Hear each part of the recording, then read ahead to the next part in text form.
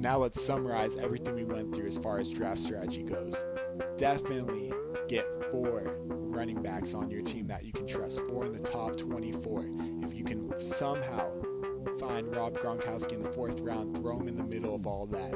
But definitely try to target those 4 running backs. Make your league very weak at the running back position while you have the depth. In case an injury happens, you are fine. The other teams in your league, they will suffer, especially because they'll only have 1 or 2 running backs.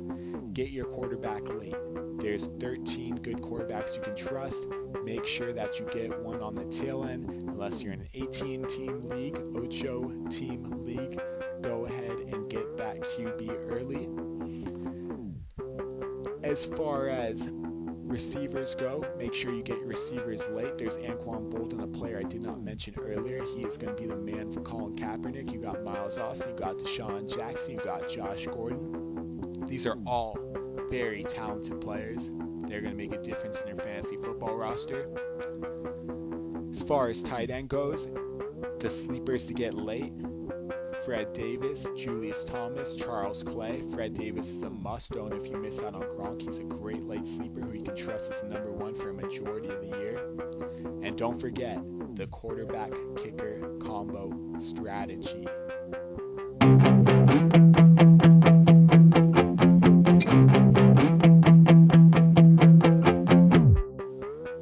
Let's talk about the quarterback-kicker combo strategy a little more in depth because a lot of people do not understand it. So here it goes. If you have a quarterback like Tony Romo, who is very good at moving the ball up and down the field consistently, not at a Peyton Manning level, but still a very good level, who fails in the red zone. If he fails in the red zone, you think to yourself, another Tony Romo drive, wish I had a better quarterback. But if you have Dan Bailey, who chips in that field goal from either 34 yards, 44 yards, it's essentially like you got the touchdown from Romo. So definitely give yourself insurance to your most important player, your quarterback. You'll get a guaranteed 30 plus points from the position combined, sometimes even 40. And I can tell you as a Matt Stafford owner last season, I had Jason Hansen. And there were times where Jason Hansen would score 17 points, Stafford would score 16, and that was good enough for me to win my matchups. It was a rough season last year for Stafford owners. We talked about the addition of Reggie Bush a little bit earlier. Reggie is going to make that the greatest show on turf once again. Stafford will have a good bounce back year, but just like the QBK for Romo Bailey, make sure you have David Akers. If you have Stafford, goes for all top 13 quarterbacks. All right, let's recap some of the preseason action. Week 3, one of the most important weeks of the preseason. Let's start in Denver. Ronnie Hillman, once again, put the ball on the ground. The other team picks it up. They score a touchdown. It's a close game at the moment. Completely flips the atmosphere. Denver did come back to win thanks to their second team. Monte Ball did find the end zone. But Ronnie Hillman, he is not acceptable. I've mentioned it in the BEASTcast chat number 2, which is out there for everyone, the Beast video section coming soon. Hillman was likely going to fumble in that game. He did fumble in that game. He does not deserve to be a running back in the NFL. Another running back note, Roy Halou Jr. This guy is a real deal. Alfred Morris would have been nothing in 2012 if Halou was healthy. Halou is back. He is looking very quick. Mike Shanahan has a very, very complex mind at running back. Look for him to even give Halou more carries than Alfred Morris in a lot of games this season. Go ahead and downgrade Alfred Morris on draft day. Upgrade Roy Halou is a great sleeper who could be had at the number 40 position at running back. I would draft him at the 30 range, I should say. Let's talk about another notable performance from Mr. Eddie Lacy, who had 8 carries for -5 yards against the Seahawks.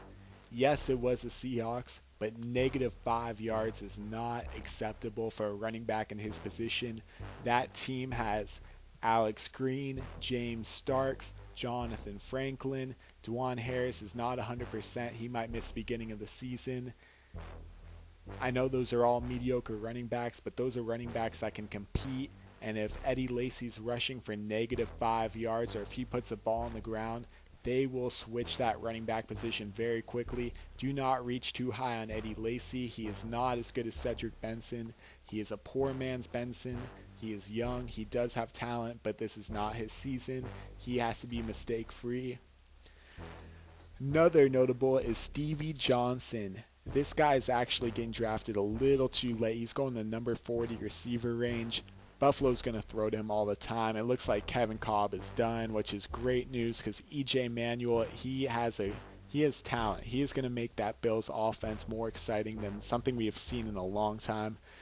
Call him the Black Doug Flutie, but he's bigger than Doug Flutie. Stevie's going to have a good year. Move him up on your rankings. He could easily get over 100 yards a game when the matchup is right. Another is Alshon Jeffery, who performed against the Oakland Raiders without Brandon Marshall. No surprise there. Alshon, he has talent. He just might not be enough consistent targets his way. Do not let him slip too far in your draft, but do not draft him too early. He is not top 30 quality yet. I don't think he ever will be as long as Brandon Marshall's in his way. Jay Cutler is a very one-minded QB. That's the way he was with Brandon Marshall in Denver. He loves Marshall. Just keep feeding Marshall, and his contract year is something that is going through his mind.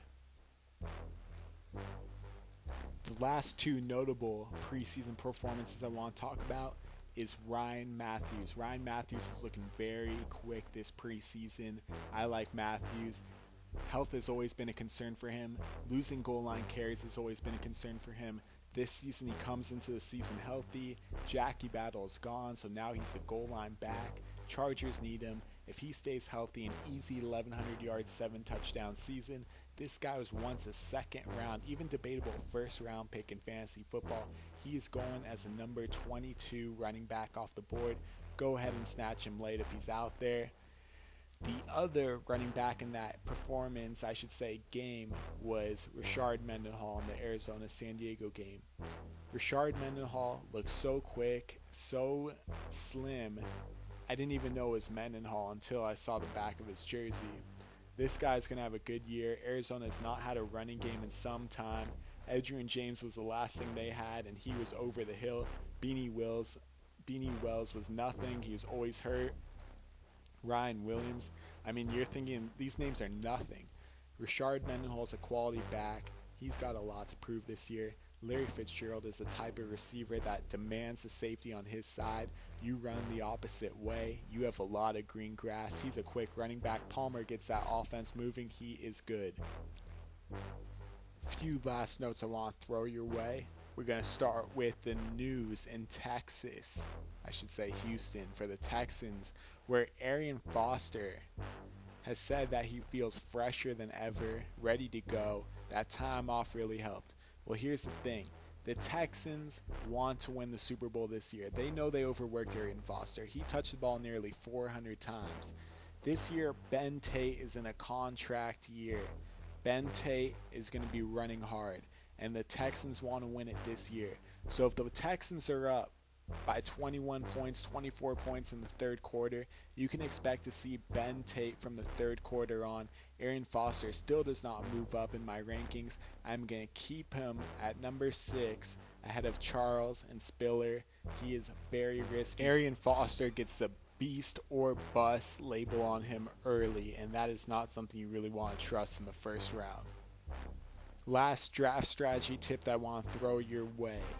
Make sure that you get Jonathan Stewart late in your draft if he falls. The Panthers are paying D'Angelo Williams next to nothing. He tests out the free agent waters. No one was offering him anything. He came back to Carolina at a 5-finger discount. He has a job now, but I'm telling you, he looks worse than ever. As soon as Jonathan Stewart's there, it's his job to lose. He might miss the first 6 weeks of the season, but that's okay. There's still 10, 11 games left. He is going to be rocking to close out the year. this could be the season we finally see Jonathan Stewart with a consistent 20 touches, something we've been waiting for a very long time. Well, Beast Dome Nation, that is the end of the first Beast Dome podcast. Hope you learned a lot during this. We will be doing this often, still getting everything prepared for fantasy football season. VIP special still there. VIP now includes not only live draft, not only help during the entire season, not only my rankings throughout the year, you get access to live private BEASTcast video discussions with me. We will also be doing that for the whole Beast Dome Nation, but it'll be a more private area if you're a VIP. That price is still $75, which comes out to basically, when you ask me all the questions, look at all the rankings, you get access to Montredamus.net, you're paying basically $1 a week, maybe. Probably paying less. Especially for some of the VIP owners who send me a question every single time that anything happens to a player outside of the roster. But you know, I love it. Keeps me on my toes. I'm ready for all questions. It's going to be a great fantasy football season. Looking forward to having you with me and the Beast Dome Nation all 2013. Beast Dome Nation, thank you so much. Let's beast this season.